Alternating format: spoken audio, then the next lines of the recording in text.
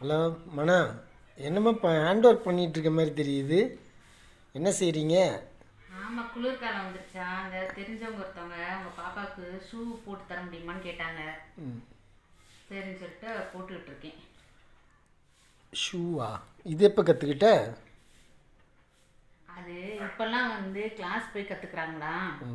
நாங்கள்லாம் என்ன பண்ணுவோம்னா, அப்போ எஸ்டேட்டில் வந்து லைன் வீடு தானே.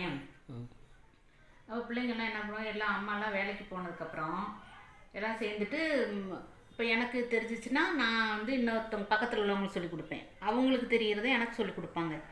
இப்படி தான் இந்த ஸ்டிச்செல்லாம் கற்றுக்கிட்டேன். ஆனால் வந்து கற்றுக்கிட்டது வந்து எங்கள் அண்ணி, எங்கள் பெரிய அண்ணி கல்யாணம் பண்ணி வந்தப்போ வந்து அவங்க ஒரு ஷால் போட்டாங்க.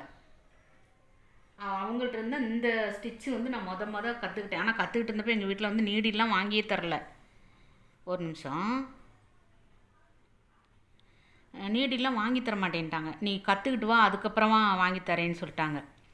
அப்போ எங்கள் அண்ணன் என்ன பண்ணாங்க தெரியுமா, இந்த இபி லைனில் போகணும்ல அந்த அலுமினிய கம்பி, அது வந்து அங்கே அந்த மழையெல்லாம் கட் பண்ணி கீழே போட்டிருப்பாங்க. அதில் ஒரு சின்ன பீஸ் எடுத்து நல்லா தரையில் உரசிட்டு இந்த மாதிரி வளைச்சி கொடுத்தாங்க. இதுவும் டபுள் நீடில் அந்த மாதிரி வளைச்சி கொடுத்தாங்க. அதில் தான் நான் போட்டு கற்றுக்கிட்டேன்.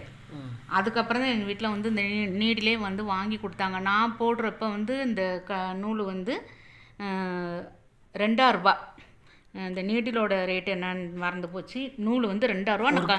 நான் கண்டு இப்போ பாருங்களேன், இந்த கண்டு வந்து இவ்வளோதான் இருக்குது. இவ்வளோ சின்னதாக இருக்கா. அப்போ இடம் எவ்வளோ இருக்கும்? கிராம் கணக்கெல்லாம் அதெல்லாம் மறந்து போச்சுங்க.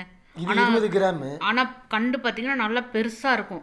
ஒரு ஸ்கார்ஃப் வந்து 2 கண்டுலே போட்டுடலாம். 100 கிராமில் அவ்வளோ பெருசு இருக்கும் நூல் கண்டு வந்துட்டு. ஆனால் நாங்கள் குட்டீஸ் எல்லாம் ஒன்று சேர்ந்துக்குவோம்.